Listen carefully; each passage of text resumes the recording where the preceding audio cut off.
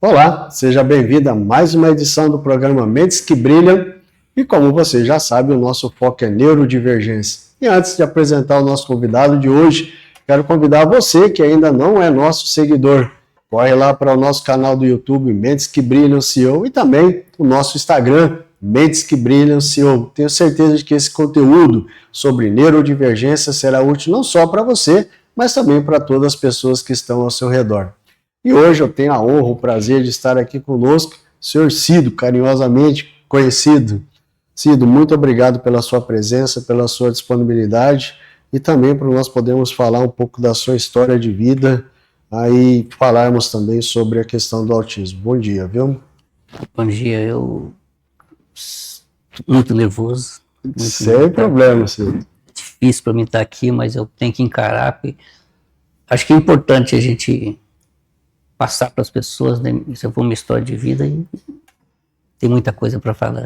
Tem, vamos aproveitar mesmo esse momento, porque nós estávamos até conversando um pouco aqui nos bastidores, e é realmente uma história que impacta mesmo. É importante vocês conhecerem, vocês que estão nos assistindo, conhecerem.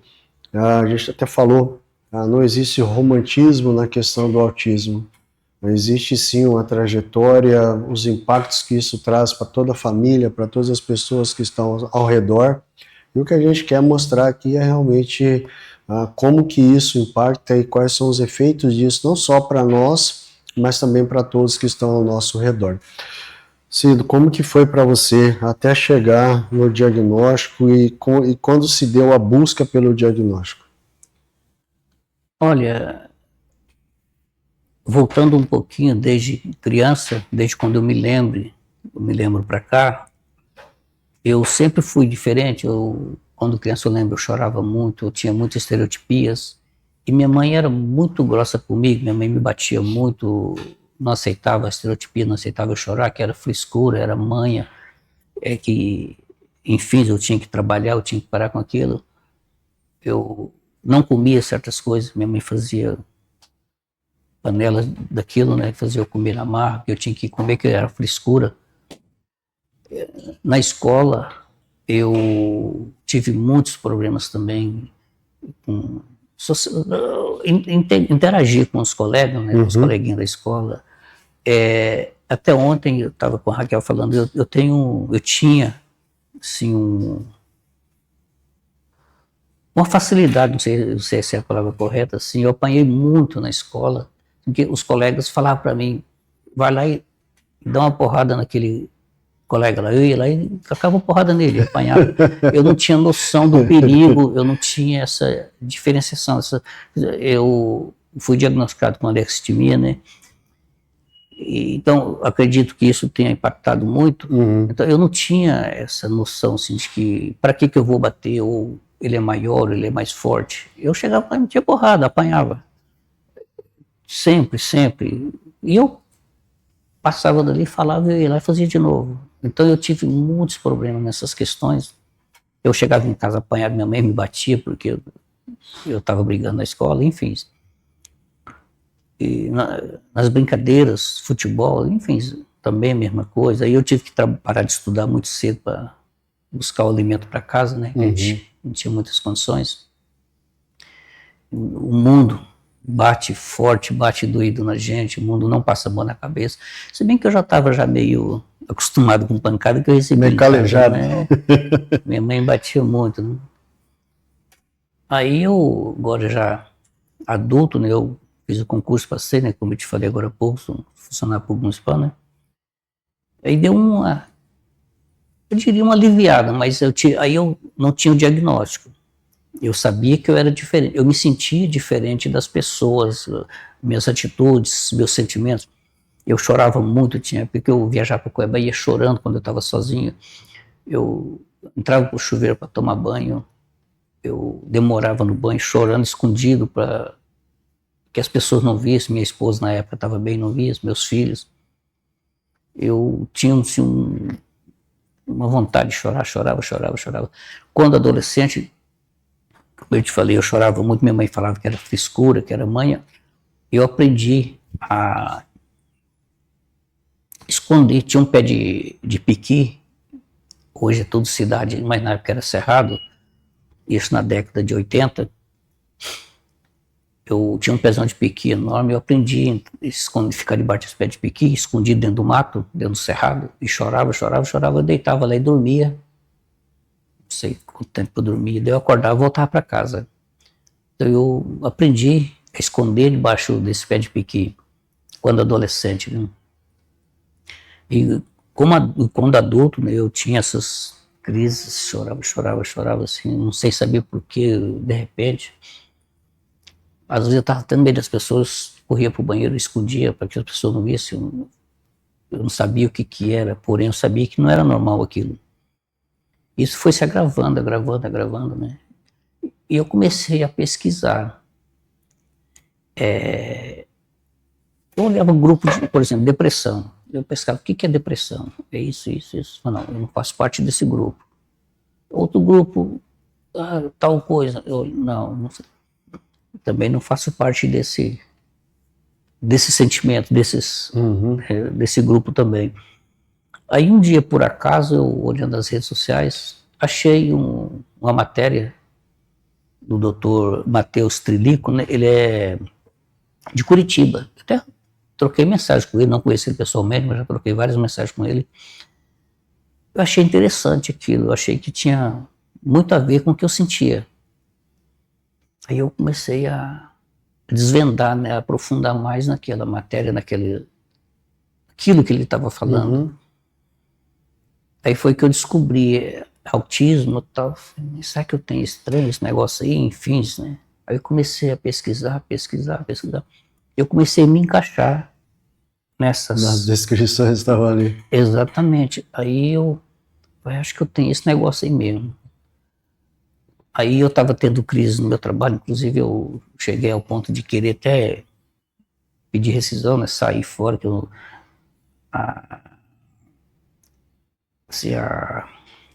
o choro, aquela angústia, aquela coisa, estava só aumentando cada vez mais.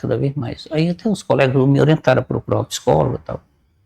Eu busquei uma psicóloga, passei por ela, telefonando, 80% você tem autismo, mas vamos aprofundar nisso daí, né? Foi quando eu aprofundei, aí eu procurei a neuropsicóloga, fui encaminhado por ela, né? Da Joana Dark, né? Uhum. Ela me avaliou, eu não aceitei o diagnóstico, não queria aceitar. Eu não tenho esse negócio não, eu sou perfeito, eu não tenho isso. Procurei outra neuropsicóloga, deu também a mesma coisa. Aí eu não tinha muito o que fazer, né? E fui obrigado a aceitar. Aí pra cá, tô aí lutando. E como é que foi para você, Cido, lidar com essa aceitação? Qual foi o principal sentimento que veio no momento que você recebe o laudo e agora tem que falar, puxa, esse período para você, você já tinha as crises de choro antes, como é que foi depois, como é que lidou com isso? Eu passei a saber o que realmente eu era, o que eu tinha. Eu era autista, eu tinha autismo e essas crises eram relacionadas ao autismo. Porém, não mudou o que eu penso do meu passado. Né? Porque várias pessoas já falaram, inclusive psicólogos, não, mas sua mãe não entendia, sua mãe não conhecia. Tá, é claro que até hoje, ele está bem mais evoluído, muitas pessoas não sabem o que é autismo. Eu entendo perfeitamente. Agora, uma mãe tem que saber quando o filho é normal ou não é normal. Aquela atitude dele é normal, né? Porque eu tinha outros irmãos, né? Minha irmã, meu irmão já não está mais aqui, mas eu convivia com meus irmãos, eu era diferente deles. Então eles tinham que parar. Meu pai era muito bom para mim. Meu pai era santo pai para mim. Mas minha mãe não passava a mão na minha cabeça. Né? Então eu falo assim, se eu fosse ela, eu parava, não está certo, tem alguma coisa errada, vamos tentar descobrir o que é. Uhum. Não agir como ela agia, que se é mãe, é frescura, tem que trabalhar, enfim, o seu irmão não é assim, por que você é? Então isso me doeu muito, me magoou muito, muito, muito, mesmo depois da descoberta, acredito até depois da descoberta, me veio isso. Ela estava viva ainda quando você teve o diagnóstico ou não? Não estava mais, já tinha morrido já. Uhum. E como é que foi para a família, Cílio? Você já estava casado, já tinha 2 filhos, e como é que foi isso para você? Quando eu descobri, minha esposa já estava acamada, ela já estava em estado vegetativo, né? Então ela não sabia, mas meus filhos, assim, né, sabem, ficaram sabendo. Acho que não mudou muito o meu relacionamento com meus filhos. Eu disse, mesmo que o meu mais novo tem TDAH, é um confronto direto, né? É igual o imã. Um é totalmente distraído, o outro é hiperfoco. Então, imagina como que é o relacionamento. Mas aos trancos e barrancos a gente vai vivendo, né? O meu mais velho já é mais isolado, mais Mais quieto. tipo, não é comigo, sei lá o que passa pela cabeça dele, né? Entendi. E no trabalho, Cílio, como é que era antes e depois do diagnóstico? Ficou pior. Porque eu até falei com você antes, eu era chato, ignorante, arrogante, brigão, não sei o quê, tudo isso, todos esses adjetivos, né? Só que não tinha autismo, né? Agora eu sou chato, brigão, arrogante, ignorante e com autismo. Então, para mim, eu sempre fui elogiado, que como eu te disse anteriormente, eu tenho hiperfoco naquilo que eu faço. Eu procuro tentar alcançar a perfeição. Óbvio que eu não vou alcançar, mas eu procuro fazer o máximo bem feito possível. Não para ser melhor que ninguém, para ser melhor que eu a cada dia. Eu sempre procuro me superar. Eu fui muito elogiado pelos colegas, por pessoas, né, das gestões anteriores. Só que eu não tinha um diagnóstico, né? Com a vinda do diagnóstico, as pessoas ficaram sabendo que eu tenho autismo, esses que me elogiavam passaram a ficar com o pé atrás, tipo, ele tem autismo, não tem capacidade. Assim, deixa transparecer muito claro isso aí. Assim, eu passo hoje, eu estou de atestado médico, mas quando eu estava trabalhando, eu passava assim, por uma rejeição muito, 80% dos colegas que andavam comigo deixaram de andar por causa do autismo. Não sentiam confiança em mim.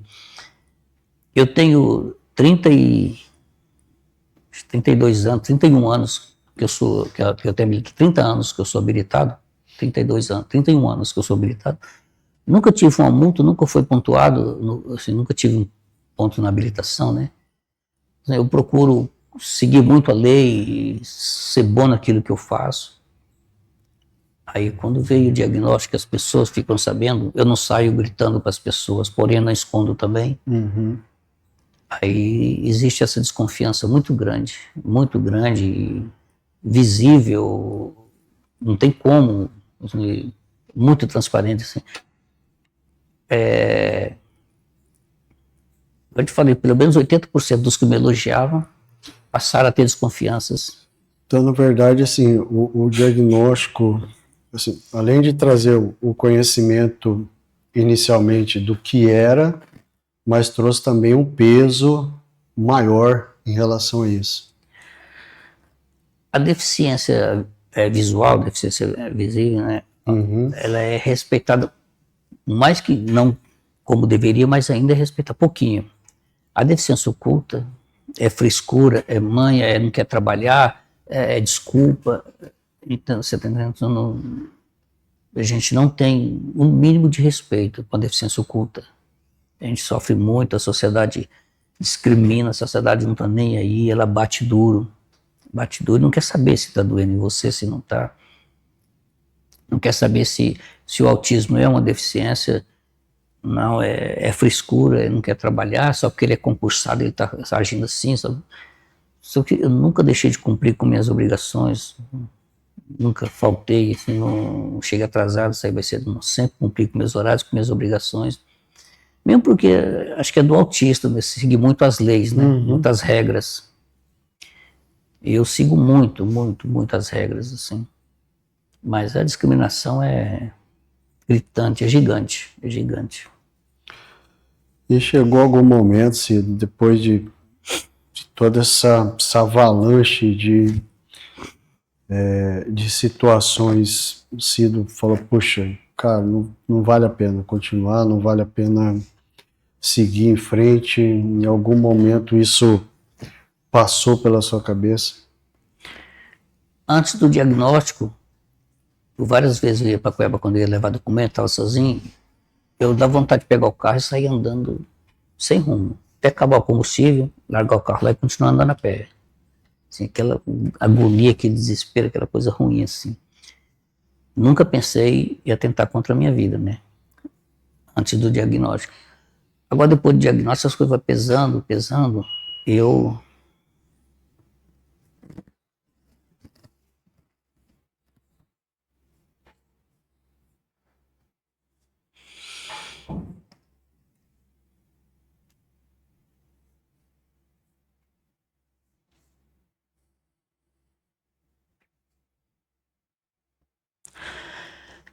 desculpa. Não precisa pedir desculpa, Cido. Não precisa.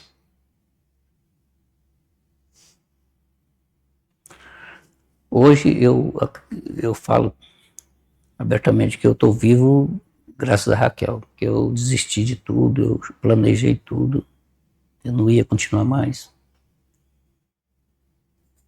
A Raquel, não, vem cá, pegou na minha mão, então eu estou vivo não por mim, pela Raquel, que eu devo isso a ela, que eu não consigo mais, eu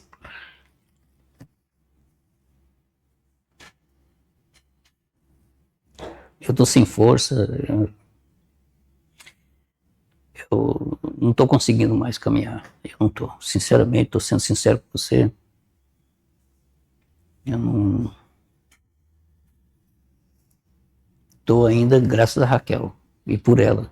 Que ela luta por mim. Acho que no mínimo eu tenho que fazer um pouquinho também de esforço da minha parte. Eu tenho que buscar força, não sei de onde. Mas é pesado, é doloroso. É doloroso. Eu sei o que eu passo, eu sei. Eu sei, sim. O acolhimento dela, para quem não sabe, a Raquel é uma grande profissional. A gente já até tivemos a honra de poder conversar com ela, uma psicóloga também, um grande profissional, e é que hoje te auxilia, certo, Cido? Sim, hoje ela é. Não vou falar que ela é uma mãe para mim, que ela é bem mais novinha do que eu, mas é uma irmãzinha mais nova que cuida de mim. É incrível. É o acolhimento que tem feito a diferença, certo? Se eu tiver agora com problema, eu posso passar uma mensagem para ela que ela me responde na hora. Ela é incrível, incrível. Eu devo muito a ela. Assim, até o lado bom do autismo foi conhecer a Raquel, conhecer a Joana Dark também, outra profissional incrível. Eu estava de férias, viajando com a família, estava mandando mensagem para mim preocupada, né? Mandando mensagem, conversando comigo. Então, o lado bom que eu falo, o único lado bom do autismo para mim foi conhecer essas pessoas. Conhecer essas pessoas que, igual eu te falei, hoje eu tô vivo, eu devo a Raquel. Eu tinha já desistido de tudo, eu não tinha mais forças, eu falei, não dá mais, eu não consigo mais, eu não tenho mais forças para ir. Participo das rodas de conversa lá com a Raquel, isso ajuda bastante. A Raquel me atende, né, horários agendados, é incrível ela, mas eu vejo pessoas querer romantizar o autismo. É isso aí. Eu tenho um caso de uma mãe até próxima de mim, o filho dela é autista, ela olha os benefícios, se é que tem benefício. Ah, meu filho não pode pegar fila, eu vou com meu filho no mercado, não pega fila porque meu filho é autista, aí coloca no carro, autista no carro, o filho nem anda com ela, enfim, não tem nada com isso, estou dizendo assim, esquece que o filho dela, por enquanto, tem ela para cuidar, e quando não tiver mais, Exatamente. a sociedade não passa a mão na cabeça, ela bate doído, e ela não quer saber. E sim, a discriminação é visível, é notória, é gritante. Esse tempo agora mesmo eu fui, me falaram um monte de coisas, porque eu fui na fila preferencial, na lotérica, fazer um serviço, eu fui agredido com palavras, né, pesadas mesmo. Então, e é isso que a gente enfrenta. E é isso que a sociedade tem pra gente. Infelizmente. Infelizmente. O povo ainda olha muito aquilo que não é comigo, então não é problema meu. Uhum. E hoje a gente vê cedo, não sei se a gente até compartilha da mesma visão, o diagnóstico do autismo, assim, não na questão porque não existe romantismo na questão do autismo, mas o peso que isso traz para toda a família. Como é que é isso hoje para você? Porque você não está sozinho, mas você ainda tem 2 filhos, também moram junto com você. Olha, eu tenho dificuldades, inclusive, né? Até a Raquel chamou eles lá para conversar com eles, que eu estava tendo muito atrito. Melhorou muito atrito, né? Melhorou um pouquinho e tal. E o meu filho mais novo, ele tem TDAH, como eu disse, um distraído e um hiperfoco. O conflito é constante, mas a gente vai levando. Eu não tenho muito, assim, não sei se é por falta de conhecimento, falta de sentimento, assim, não houve muita mudança nos meus filhos, do meu mais velho principalmente comigo. O meu mais novo, ele passou a ser mais carinhoso, mais cuidadoso com as palavras. O meu mais velho parece que não mudou muito, assim, não vejo muita diferença. E quando vem as crises, Cido, como é que você hoje tenta trabalhar isso com base no conhecimento que hoje você tem sobre o autismo?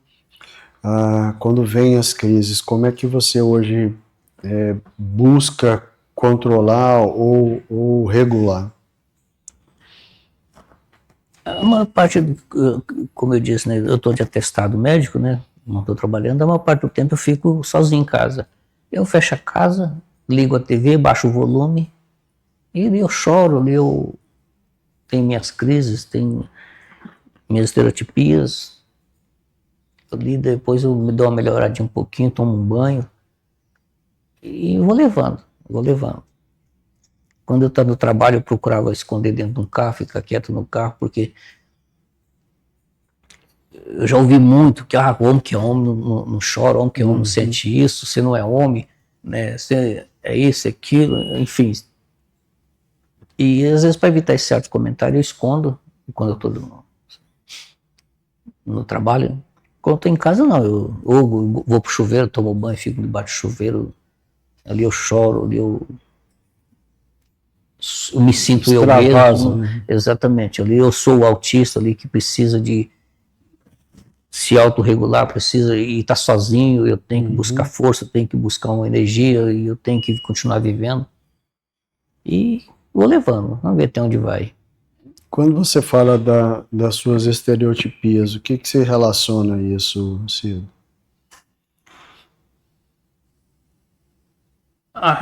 Tem muitas coisas que levam a isso, né? O emocional, o hiperfoco, o toque, a, a falta de compreensão das pessoas, o trabalho, pessoas, aglomeração, tudo isso me leva a desregular, né? Eu desregulo, um som alto.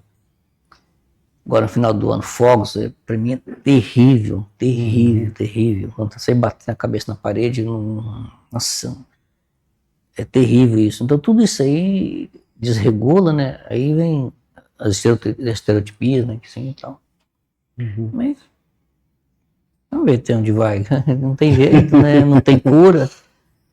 Continuar lutando, Cido. E qual que é o maior desafio hoje para você, Cido?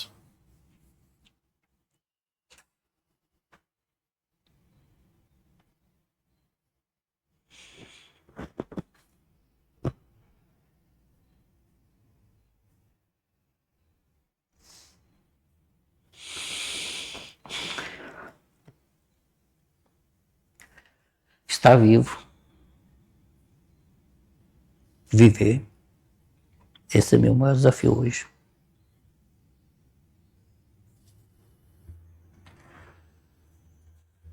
Essa é a minha maior luta hoje. Porque eu perdi a vontade de viver. Perdi. Eu falo para as pessoas assim, que até eu não gosto de estar usando essa palavra, que assim, o autismo foi uma desgraça na minha vida.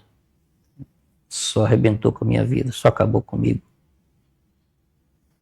Então hoje, meu maior desafio é me manter vivo.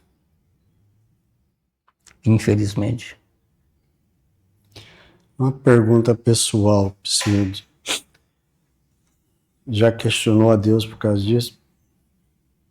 Já, muito. Hoje eu não tenho mais fé, perdi a fé. Perdi a fé. Hoje eu não acredito mais. Questionei muito, muito. Sou um evangélico batizado, conheço a Bíblia, assim, não conheço tudo, mas já li a Bíblia capa a capa algumas vezes. O Novo Testamento já li várias vezes. Só chegou o momento que eu perdi a fé. Perdi, eu acho que... eu não sei nem o que pensar. Acho que eu já levei tanta porrada, assim, tanto... porrada mesmo da vida, as coisas assim, que eu não tenho mais fé hoje. Se pudesse voltar atrás, voltaria? Sobre a fé? Acho que não. Não que ia continuar do mesmo jeito. E sobre o conhecimento do diagnóstico?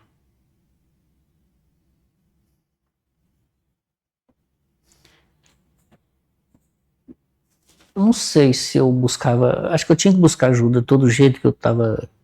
Eu tinha que ter acompanhamento. Sobre buscar o diagnóstico, acho que eu teria que ter feito isso na adolescência, na infância. Aí sim, teria uma mudança bem radical. Mas agora, depois de adulto, se eu voltar 10 vezes ser diagnosticado agora adulto, vai continuar os mesmos problemas. Eu não vejo mudança, assim, eu não vejo se eu for diagnosticado outra vez, voltar do tempo. Hoje eu viveria diferente, eu acredito que não, acredito do mesmo jeito. Se fosse na infância, provavelmente uma trajetória diferente. Ou se eu tivesse apoio da minha família, da minha mãe. O que mais doía em mim era minha mãe, que não dava apoio para mim, né? Na época, assim, isso me doeu muito, muito, me machucou muito. Então, se eu não tive apoio da minha mãe dentro da minha casa, então eu não posso esperar um apoio da sociedade também. Então eu não espero também. Se eu Será tivesse... que a falta de conhecimento prejudicou muito isso? Sim? Da minha mãe? É. Porque se a gente for voltar... Eu acho... tá, tudo bem. Tudo bem, pode até ser. Pode até ser. Mas eu não sou obrigado a saber exatamente a doença que um filho meu tem. Mas eu tenho que ter cuidados com ele quando ele não está bem. Eu tenho que levar para um profissional. Entendi. Faltou esse tato. Exatamente. Ou tratar ele, por exemplo, o meu mais novo tem TDAH, começou a agir diferente, eu comecei a perceber. Eu não sabia exatamente o que ele tinha. O que eu fiz? Corri com ele para um profissional. A Joana Dark, passei pela Joana Dark, a Joana Dark fez a avaliação, ele tem TDAH e precisa de tratamento urgente. Eu corri e levei para os profissionais. Eu não julguei meu filho. Eu não julguei. Não, tá errado, tem alguma coisa errada. Ele não é assim. Ou um ser humano não age assim. Eu corri e busquei profissionais. E hoje ele sabe que tem, se ele não busca tratamento, já é, que ele tem 21 anos, aí já depende dele, né? Mas eu fiz diferente. Eu não abandonei meu filho, eu não espanquei meu filho. Eu busquei ajuda. E eu acho que é isso que tinha que ter acontecido. Então, eu associo tudo isso que eu passo, que estou passando, ao, não sei se descaso, abandono ou falta de cuidados da infância. Hoje, com o conhecimento que você tem, Cido, e tudo isso que nós temos visto de discussão, a gente ainda sente uma lacuna muito grande ainda em relação a tratar o autismo na fase adulta. Até mesmo por tudo isso que você colocou, entendeu? A gente já carregou os traumas que vieram nos acompanhando aí como falar assim, uma montanha sendo carregada às nossas costas. Você ainda, você crê que a gente ainda vai conseguir chegar num patamar onde seja possível tratar o autismo na fase adulta da maneira como ele precisa? Eu acho pouco provável. Eu associo a duas situações. Uma delas são tratamentos caros, requer profissionais, psicólogos, neuropsicólogos, desde cuidar das crianças também com autismo, o adulto precisa ser cuidado, que hoje não tem cuidado nenhum. Eu acho pouco provável que os políticos invistam num tratamento adequado, um paliativo para falar que tem, mas adequado eu não acredito que invista. E a segunda questão é, já tem estudos de muitas pessoas, muitos laudos de autismo falsos, estão sim, está havendo, segundo estudos, eu tenho lido sobre isso, assim, uma equiparação muito, o Pedro veio aqui, ele é assim, é autista, o Joaquim também tem mais ou menos o mesmo sintoma, mas não, ele também é autista. Nem sempre a pessoa não gostar de um som alto, não gostar de aglomeração, ele é autista, não quer dizer. E também não existe hoje um teste específico para o autista, não existe. Existem esses testes aí que eles sobrepõem, que eles tentam encaixar. Não existe hoje um teste específico. Todos os testes que faz são testes que fazem por depressivo, por TDAH, enfim, todos os outros. Então, isso daí está banalizando muito os que realmente necessitam. Tem muita gente aí que tem laudos que não são autistas. Hoje, parece que cada 31 crianças que nasce, um é autista. E na década de 40, cada 140 crianças que nasciam, um é autista. Então, assim, está havendo muitos casos. Eu acredito que tem muitos casos que realmente são, porém tem muitos casos que não são, que são laudos, eu falo laudos paliativos, laudos comparados, compara o laudo de Pedro com o laudo do Joaquim, então Então, e isso está aumentando muito, isso está ficando caro para os cofres públicos. Não só para os cofres, mas para as famílias. Para as famílias também, porque aí tem um desconto nisso, não pega fila naquilo, tem mais aquilo outro. Então eu não acredito numa equipe que o órgão público venha a investir como realmente deve no autismo, principalmente no adulto, principalmente. Eu não acredito. Eu gostaria muito, porque é um sofrimento e muitos aí que às vezes esconde o laudo, para não perder o emprego, porque as empresas também não estão aptas, preparadas para receber, para cuidar, para tê-los como funcionário. Também, eu acredito nisso também. Você teve muita dificuldade com o mascaramento, Cid? Eu sou meio do tipo... Eu sou assim, quem gostar de mim gosta, quem não gostar não tem problema. Eu sou meio assim... preto do branco. Meio literal, exato. Eu sou meio não, sou totalmente literal. Literal. Comigo é assim...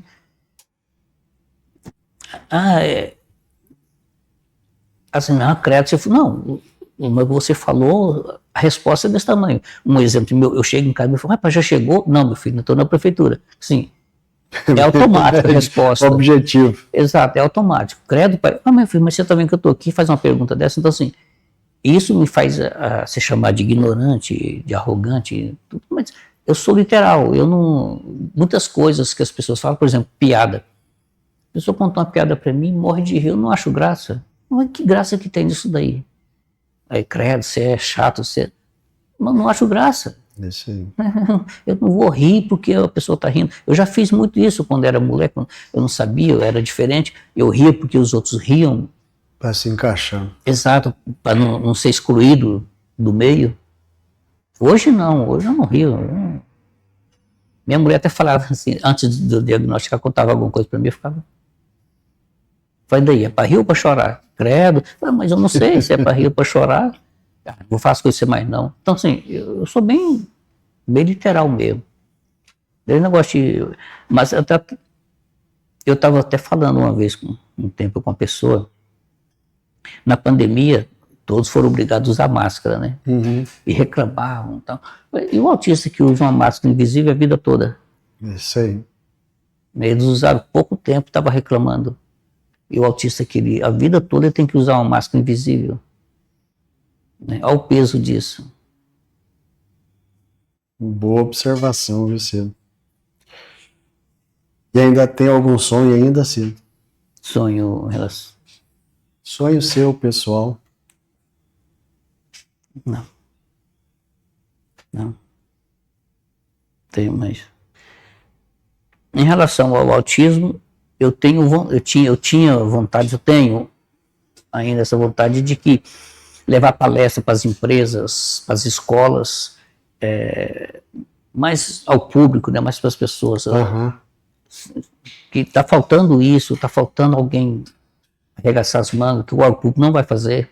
Juntar profissionais aí, como voluntários, uma ONG, sei lá o quê, e levar palestra para as empresas, vai nos sindicatos, né, conversa, programas, palestras, leva palestra para as empresas, para as escolas, nas igrejas, onde tem muita gente. Eu queria viver para ver isso. Não sei se vou viver. E outra coisa que eu pensei muito, acredito que eu não vou alcançar, é fazer um livro sobre isso, para que as pessoas leem, para que as pessoas saibam que o autismo não é romântico, ele é doloroso. E para contar minha história de vida para as pessoas, para que as pessoas, os pais principalmente, os responsáveis pelos autistas, haja diferente com os autistas, para que não passe pelo que eu passei. E muitos passam, não sou o único nessa situação. Acredito também que não vou alcançar, eu não tenho mais esperança, assim, mas eu deixei claro para a Raquel que ela tem minha autorização para contar minha história de vida para as pessoas em um livro, né? Minhas lutas, até, se possível, não sei se de repente acontecer de um fracasso meu, eu desistir por aí, tudo isso colocar no livro, porque as pessoas, os responsáveis, tenham mais cuidado com os autistas. O índice de suicídio entre os autistas é muito alto, alarmante. muito alto, e as pessoas não veem isso, não comentam, não falam, não buscam. É velado. Exatamente. O índice de suicídio é 8 vezes maior no meio autista. A gravidade que isso é. Exatamente. O perigo que isso é. Que hoje, quase que cada esquina tem um autista. Ao risco que estão correndo por uma desinformação, por um descaso de um órgão público, por um desrespeito de uma sociedade. Eu ficava pensando às vezes, o que leva a pessoa a pensar nisso daí, em tirar a vida? Eu passando por isso daí, eu sei, você vai ficando tão encurralado, assim, tão sem canto, colocado num canto e todo mundo jogando uma pedra em você, a sociedade, a família, o trabalho, assim, você não vê saída. Você fala, eu quero morrer para aliviar. A dor é tanta que a pessoa busca a morte para aliviar da dor. É isso que eu sinto hoje. Hoje eu sinto isso. A dor é tão grande e tão sem uma porta de saída, sem uma válvula de escape, que a saída é a morte. Infelizmente, é doloroso falar isso. Eu não me sinto bem falando isso. Mas é verdade. As pessoas ficam brincando com coisa séria. assim, você recebe tanto críticas, apelidos pejorativos, né, bullying, tantas perseguições, tantos descasos, assim, que você não vê outra saída. Hoje eu não vejo outra saída. Hoje eu não vejo.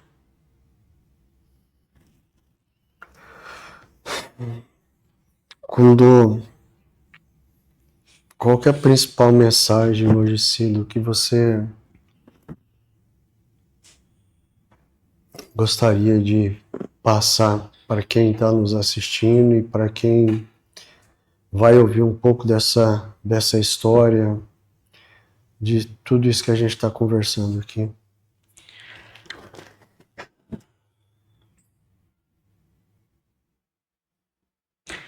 O autista não quer piedade, ele quer compreensão da sociedade, principalmente da família. Acho que é isso que eu tenho para falar. Eu não quero piedade, não quero misericórdia de ninguém, eu quero compreensão e respeito. Só isso. Acolhimento. Esse é o mais importante. Eu acho que o ser humano, o autista tendo isso daí já é suficiente. E que os profissionais, psicólogos, neuros, psiquiatras, vocês que podem divulguem isso daí o máximo possível sobre o autismo, sobre o que ele traz, os prejuízos. E não espero para o órgão público, não espera. Arregaça a manga vocês e procura. Esse foi um sentimento que a gente teve lá atrás, viu, Ciro? Porque quando a gente se depara com a... enquanto você estava falando, eu estava fazendo o cálculo aqui de quanto é que custa, por exemplo, manter um suporte do autista. Vamos lá. Você vai para um psiquiatra, a consulta hoje, vamos falar aqui na cidade, R$700 a consulta. Uma sessão de psicoterapia com um psicólogo, hoje é em torno de R$200 a R$250. Então já foi para 950. Aí se você tem um acompanhamento mais com a terapia, aí nós estamos falando aí mais R$1.000 por mês. Então já foi? Já foi o salário. Aí se você precisa de um ambiente, exemplo, para se exercitar, ou pagar uma academia, ou for para algum outro ambiente, lá no mínimo R$200. E nós não estamos falando de medicação. E mais a medicação. Nada aí entre R$300 e R$500 aí por mês para você manter isso aí. A pergunta é, como que uma família que é assalariada ou que não tem a menor condição financeira vai buscar ajuda para o autismo?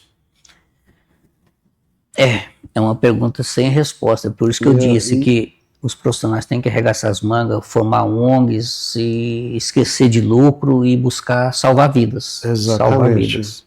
E às vezes a pessoa, já também recebi várias críticas nesse sentido, nós estamos querendo tirar proveito. Muito pelo contrário. Tudo isso que nós temos aqui não saiu dinheiro de ninguém. Ninguém veio colocar dinheiro aqui para poder fazer isso. Agora, a dor que a gente tem em ver a nossa família desfacelada, de ver os nossos filhos muitas vezes nos rejeitarem como pai, os nossos companheiros entre aspas, de profissão não querem ter relacionamento conosco, esse é o preço do autismo.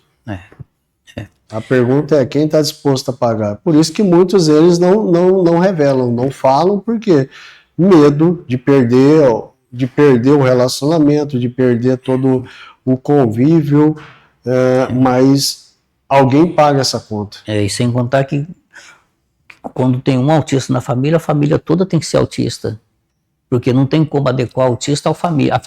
Tem que adequar a família ao autista. Aí nós temos duas situações, Ciro.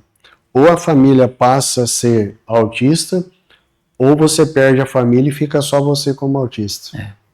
Que é o que acontece na maioria dos casos. Demais, Esse demais. número por isso que nós vemos. Por exemplo, você pega quantas mães solo são autistas.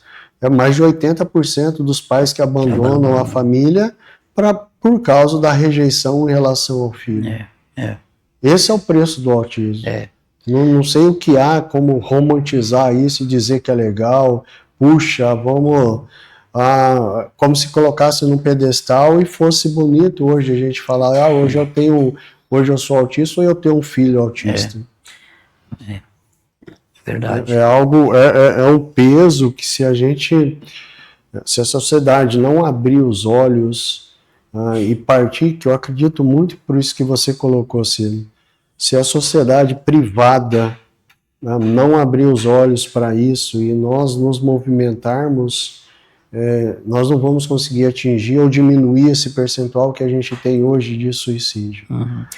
Eu estava vendo alguns vídeos, algumas matérias sobre mães autistas, né? Mães solo. Elas desejam que o filho morra antes dela, porque se ela morrer, o filho vai sofrer. Isso é unânime.